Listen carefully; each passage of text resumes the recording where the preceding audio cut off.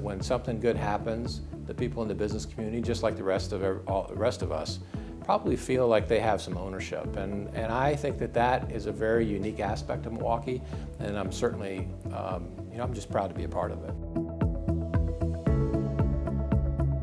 I'm Alex Molinaroli. I work for Johnson Controls. I'm the chairman and CEO. I've been with Johnson Controls for 34 years. One of the great things about Milwaukee, since I have been here for a better part of my professional career, is that the changes that are happening is pretty exciting. It's a different city than the one that I moved to in 1998, and it's a better city. And so when I see what's happened and what's transpired over the last couple decades and what's in front of us, I just see lots of change, lots of positive change.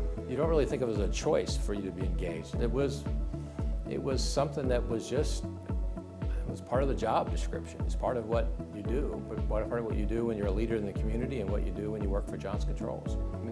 The city, the downtown area is in need of not another plan, but it's in need of a plan. It's in need of a way for us to get aligned, and just to be a part of that in the community is pretty special. I mean, it involves people from all parts of the community, and I don't know that I would get that experience anywhere else. And I think it's unique. I think it's something that we have never had in Milwaukee. Now, we have lots of plans and there are lots of efforts, but I don't know that I've ever seen such a broad coalition of individuals, of leaders come together to try to put together one plan for Milwaukee. GMC is very, very unique in how it's positioned. If you look at the different constituents, government, education, everyone is engaged in some way within the GMC. And so its broad set of constituents, I think, makes it unique. And I think that's probably what gives us power.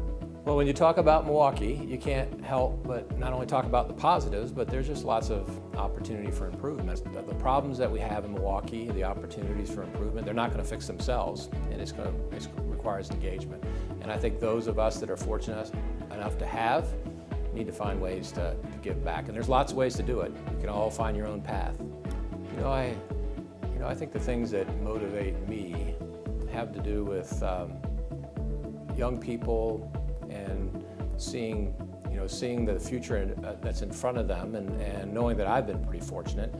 And if you're able to give back, whether it's at work or whether it's in the community or whether it's at your church, any way that you can give back, I think that you just feel better about yourself, and sometimes you see yourself in particularly young people, and it's a good opportunity to help them be successful. Milwaukee has come a long way in 10 years, and if you look 10 years out, if we're successful and not only the plan's successful, but the kinds of investments that are the potential for Milwaukee, it's kind of hard to say exactly what Milwaukee will look like. What I hope is, the one thing that hasn't happened is that this idea of haves and have-nots, that gap will be closed. And I think that would probably be the most important thing.